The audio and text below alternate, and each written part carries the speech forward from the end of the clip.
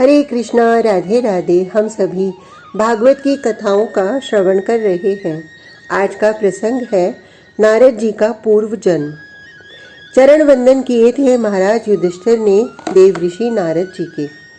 राजसूय यज्ञ में समस्त विश्व वंद ऋषि पधारे थे। फिर ये तो देव ऋषि नारद जी थे। इनका पांडवों से विशेष स्नेह तो था ही। इसके बाद श्री कृष्ण चरणों में इनकी प्रीति किसी से छिपी नहीं थी। ये तो आनंद से राजसूय यज्ञ को देख रहे थे। भगवान श्री कृष्ण के दर्शन करके आनंदित थे। जब यज्ञ पूर्ण हुआ, ऋषि मुनि, राजा महाराजा, विशेष अतिथि आदि सब चले गए। तब देव ऋषि नारद जी युधिष्ठिर के पास आए थे। तब अर्घ्य पाद्यादि से पूजन भी किया था देव ऋषि का और साष्टांग प्रणति भी हुए थे। मैं गृहस्थ हूँ, आप लोग महात्मा हैं, मेरे लिए क्या उपदेश है? युधिष्ठिर महाराज फिर पूछते हैं, भगवान आप लोगों से विशेष प्रसन्न हैं। हम तो संसार के लोभ मोह में फंसे ग्रस्त लोग हैं। हमारे कल्याण का कोई उपाय हो तो कृपा करके बताइए। युधिष्ठिर महाराज ने सहज नम्रता प्रकट करते हुए ये बात कही थी।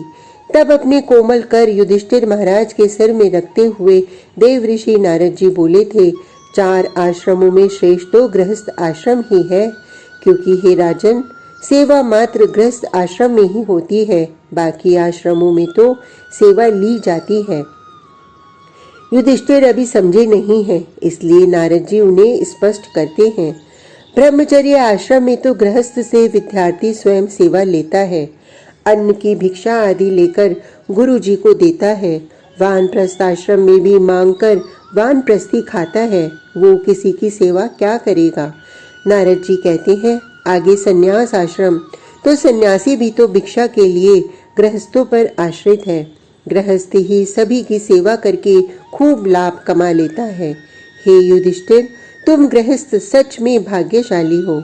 संत, अतिथि, गुरुजन आते हैं और तुम उनकी सेवा में जुट जाते हो। यही सेवा तुम्हें उस पद तक पहुंचा देगी जहां बड़े बड़े ऋषि मुनि भी अधिक तप करके पहुंच पाते हैं। देव ऋषि कहते हैं, मैंने ये देखा है, मेरा अनुभव है। मैं नारद बना उससे पहले मेरे 2 जन्म हो चुके हैं। ये कहते हुए नारद जी ने अपने दोनों जन्मों के विषय में बताना प्रारंभ किया। मैं पूर्व जन्म में गंधर्व था, उपबर्हण नाम का गंधर्व। नारद जी कहते हैं, मैं बहुत सुंदर था। मेरे ऊपर स्वर्ग की अप्सराएं भी मरती थीं। मैं सुंदर, उसके बाद गायन और अभिनय में मेरे समान और कोई नहीं था। ब्रह्मांड में कोई नहीं था कहूँ तो अतिशयोक्ति नहीं होगी। मेरे साथ सुंदर सुंदर स्त्रियां थीं, वो सब नाचती थीं, मैं ही उनको सिखाता था। सब मेरे रूप पर मोहित थीं।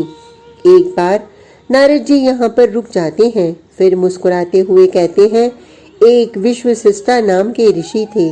वो श्री कृष्ण भक्त थे। उनकी ये इच्छा थी कि श्री कृष्ण लीला का स्वांग उनके आश्रम में हो। कोई पृथ्वी का सम्राट आकर उनको धन दे गया था। नारद जी कहते हैं, ऋषि धन का करें क्या? तो उन्होंने सोचा, क्यों न श्री कृष्ण लीला का स्वांग अच्छे कलाकारों से करवाया जाए। इस समय कौन है? तभी विश्वसृष्टा ऋषि के एक शिष्य ने कह दिया, उपबर्हण नाम के एक गंधर्व हैं, बहुत बढ़िया स्वांग दिखाते हैं। महात्मा बड़े प्रसन्न हुए, बोले, अब तो उन्हीं को बुलाएंगे और अपने आश्रम में श्री कृष्ण लीला का अद्भुत मंचन होगा। नारद जी कहते हैं, वो ऋषि सिद्ध थे, आ गए मेरे पास। मुझसे बोले, आपको श्री कृष्ण लीला दिखानी है। मैं हंसा, भगवान श्री कृष्ण की लीला? हाँ। उन ऋषि ने कहा, ठीक है, किंतु दर्शक कौन होगा? हम आश्रम वासी ही होंगे। ऋषि प्रसन्नता पूर्वक बोले। तो मैंने कहा, नहीं, स्वर्ग के देवों और उनकी देवियों को भी बुलाओ। उन ऋषि ने मेरी बात सुनकर प्रसन्नता व्यक्त की, सबको बुला लिया। अप्सराओं को मैंने ही निमंत्रण दिया था और विशेष उर्वशी को, उससे मेरा लगाव था। नारद जी कहते हैं, आयोजन हुआ श्री कृष्ण लीला का। वो ऋषि बहुत प्रसन्न थे। उन्होंने अपने परिचय के ऋषियों को भी बुलाया था। उन विश्वसृष्टा ऋषि के कहने पर सप्त ऋषि भी आए थे। मैं अपनी मंडली के साथ वहां उपस्थित हुआ। मेरे साथ कई महिला मित्र थीं जो आज गोपियां बनेंगी। मैं स्वयं श्री कृष्ण बना था। स्वर्ग के देवता भी आए थे मेरे इस मंचन को देखने। मैं श्री कृष्ण बनकर नृत्य कर रहा था। मेरे सौंदर्य पर वो ऋषि रीझ गए, मेरे सौंदर्य पर नहीं, श्री कृष्ण के रूप पर।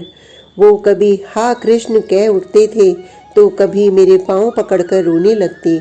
वो प्रसंग था श्री कृष्ण के मथुरा गमन का। उन ऋषि का तो रो रो कर बुरा हाल था।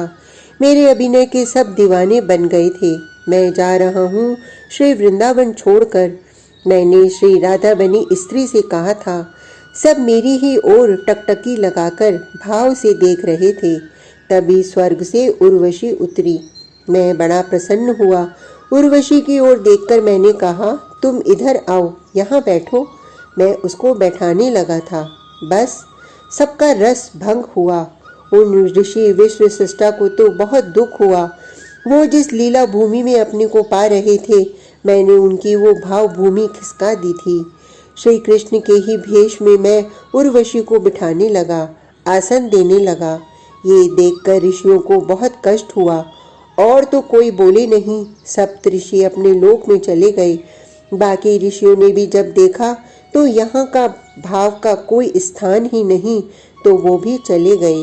मेरे पास ऋषि विश्वसिष्टा आए और शांत भाव से बोले, सुनो गंधर्व, तुम्हारे लिए ये नाटक होगा, किंतु हमारे लिए ये हमारे आराध्य की दिव्य लीला है। तुम्हें ऐसा नहीं करना चाहिए था। मैंने क्या किया?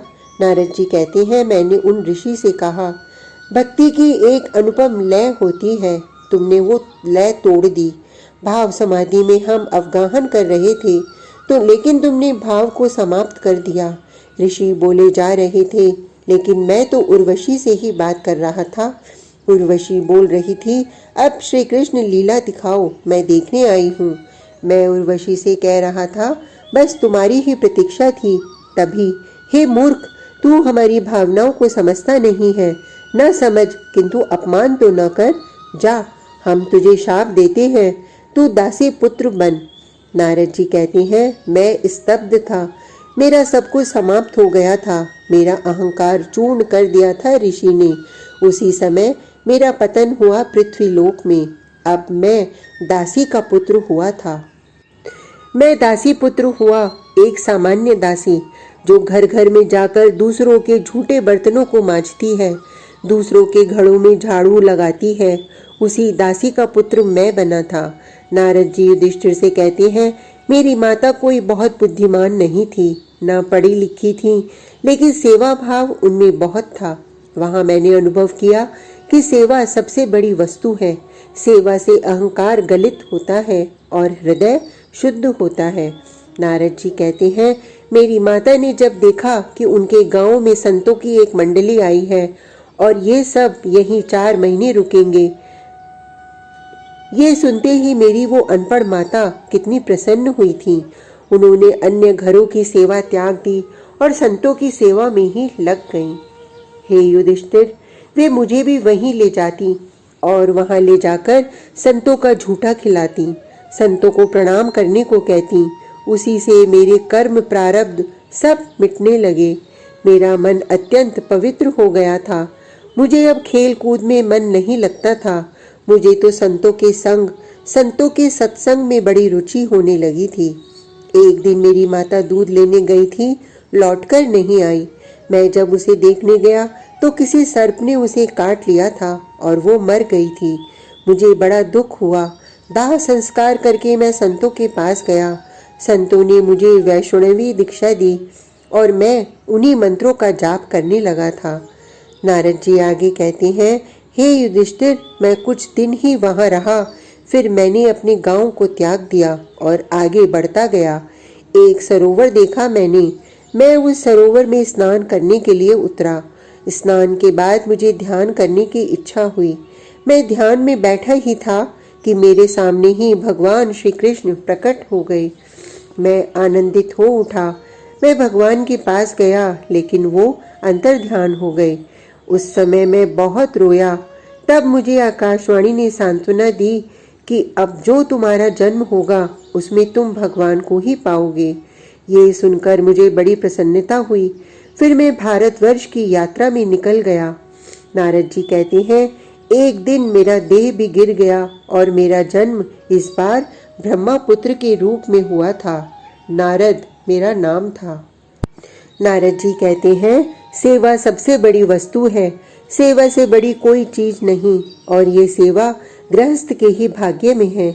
मेरी दासी बनी माता में बहुत सेवा भाव था, उसी को देखकर ही मैंने ये जाना था।